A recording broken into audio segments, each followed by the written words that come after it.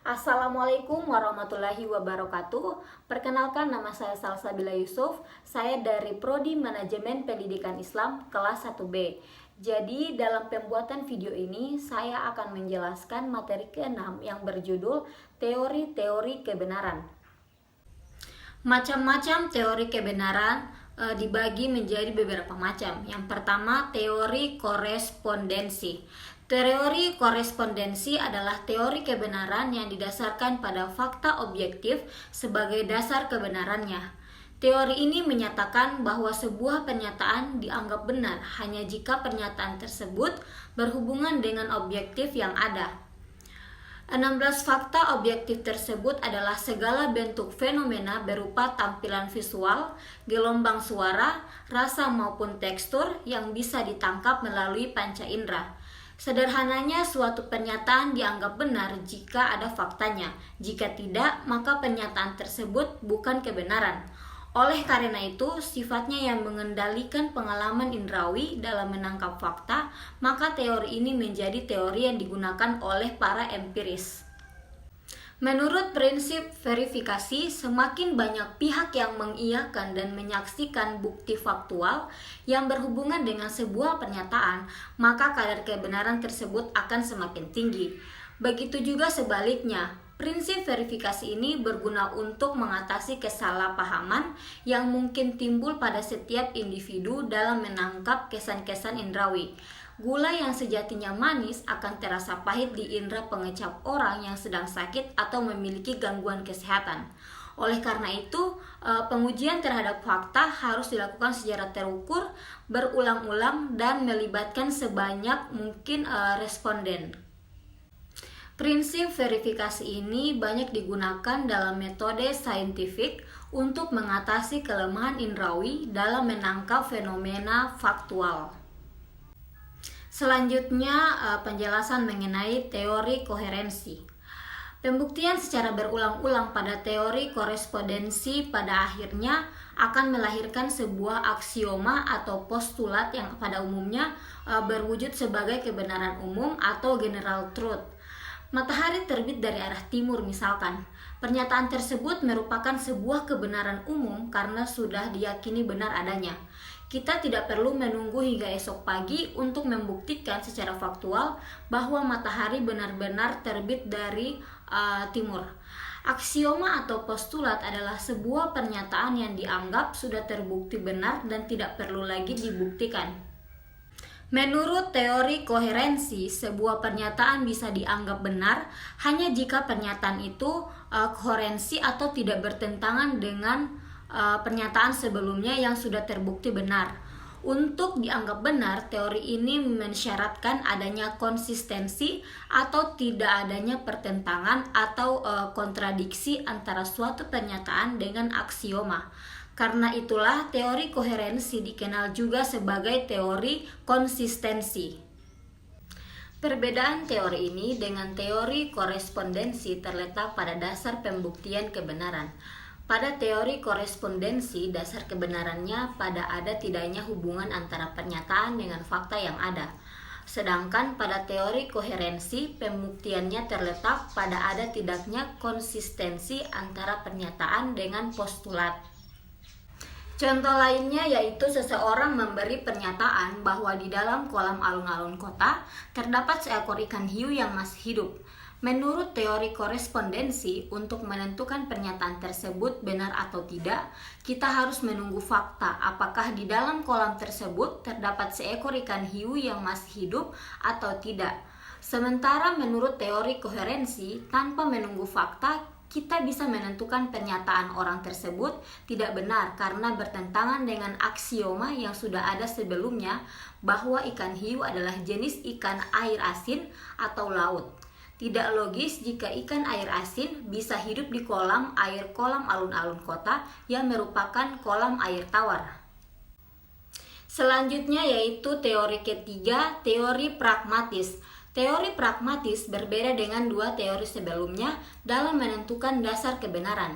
Jika pada korespondensi dasar kebenarannya adalah fakta objektif dan pada teori koherensi adalah konsistensi logis, Maka teori pragmatis meletakkan dasar kebenarannya pada manfaat praktis dalam memecahkan persoalan kehidupan. Tidak hanya berlaku pada dunia empiris, teori pragmatisme lebih lanjut juga bisa diterapkan berkaitan dengan objek pengetahuan metafisik. Teori ini muncul sebagai kritik terhadap kaum positivis yang menganggap pernyataan metafisik sebagai pernyataan yang tidak bermakna atau meaningless karena ia tidak memiliki dasar faktual di dunia empiris. Menurut kaum pragmatis, pernyataan metafisik bisa menjadi pernyataan yang benar selama ia memiliki manfaat dalam kehidupan. Neraka ada bagi manusia yang berperilaku jahat. Terlepas dari ketiadaan bukti empiris tentang neraka, pernyataan itu bisa dianggap sebagai pernyataan yang benar karena memiliki manfaat dalam menurunkan angka kejahatan. Terkait dengan teori kebenaran, Charles Peirce, salah satu tokoh pragmatisme, menjelaskan bahwa kriteria berlaku dan memuaskan sebagai dasar kebenaran dalam pragmatisme digambarkan secara beragam dalam berbagai sudut pandang. Beragamnya sudut pandang dalam menentukan hasil yang memuaskan akan berujung pada beragamnya standar kebenaran. Yang keempat, teori performatif. Teori kebenaran performatif muncul dari konsepsi Austin yang membedakan antara ujaran konstatif dan ujaran performatif. Menurut tokoh filsafat analitika bahasa dari Inggris ini, pengujian kebenaran atau truth evaluable secara faktual seperti yang dapat diterapkan dalam teori korespondensi hanya bisa diterapkan pada ujaran konstatif. Ucapan konstatif adalah ucapan yang mengandung sesuatu yang konstatif dalam ujaran itu sehingga ia memiliki konsekuensi untuk dibuktikan kebenarannya. Sementara itu, terdapat beberapa hal yang tidak bisa dibuktikan kebenarannya karena keterbatasan masyarakat untuk mengakses fakta yang terjadi. Selain keterbatasan akses kepada fakta, ketidakbisaan sebuah ujaran untuk dibuktikan juga bisa disebabkan karena sebuah ujaran berkaitan dengan kondisi atau aktivitas mental seseorang. Ketika seseorang berjanji untuk tidak melakukan kesalahan yang sama kelak di kemudian hari, kita tidak bisa membuktikan apakah ia berjanji secara bersungguh-sungguh seperti yang ia ucapkan atau tidak. Kesungguhan dalam janji adalah aktivitas mental dan oleh karena itu tidak bisa dibuktikan. Untuk hal-hal ini, Austin mengenalkan jenis ujaran performatif. Ujaran-ujaran ini tidak dapat dibuktikan kebenarannya berdasarkan fakta objektif maupun konsistensi logis yang dikandungnya, melainkan berkaitan dengan layak atau tidak ujaran tersebut dikeluarkan oleh sang penutur. Atas dasar itulah, kebenaran performatif mengandalkan otoritas penutur sebagai dasar kebenarannya.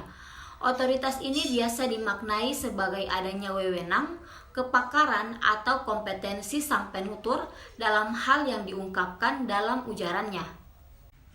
Contoh yang paling umum dari jenis kebenaran performatif adalah penentuan awal bulan Ramadan.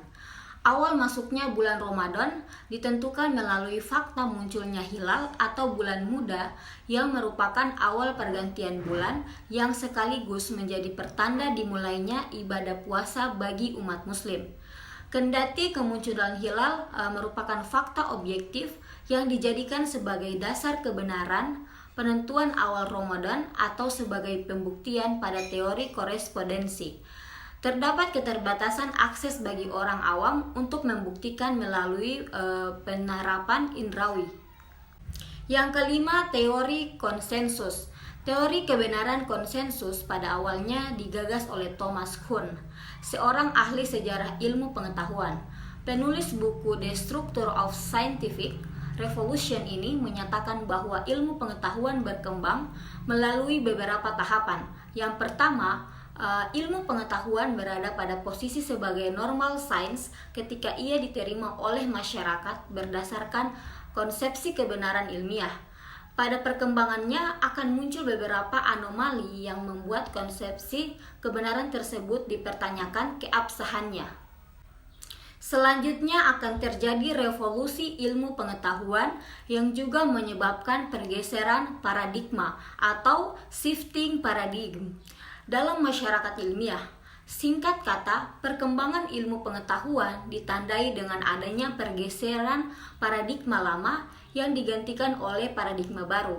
Pergeseran tersebut ditentukan oleh penerimaan masyarakat atau social acceptance terhadap sesuatu paradigma dan konsepsi kebenaran ilmiah. Berdasarkan konsepsi Kuhn di atas, sebuah teori ilmiah dianggap benar sejauh ia mendapat dukungan atau terdapat kesepakatan konsensus dalam masyarakat ilmiah terhadap kebenaran teori tersebut. Inilah yang disebut dengan teori kebenaran konsensus. Teori ini selanjutnya dikembangkan juga oleh Jürgen Habermas melalui konsep pemikirannya tentang komunikasi rasional. Senada dengan Kuhn, menurut Habermas, kebenaran sebuah pernyataan ditentukan oleh ada dan tidaknya kesepakatan di antara partisipan tradisional komunikatif dalam sebuah diskursus. Baiklah, itu saja yang bisa saya jelaskan mengenai materi teori-teori kebenaran. Mohon maaf apabila terdapat banyak kekurangan dalam penjelasan materi yang saya jelaskan. Wassalamualaikum warahmatullahi wabarakatuh.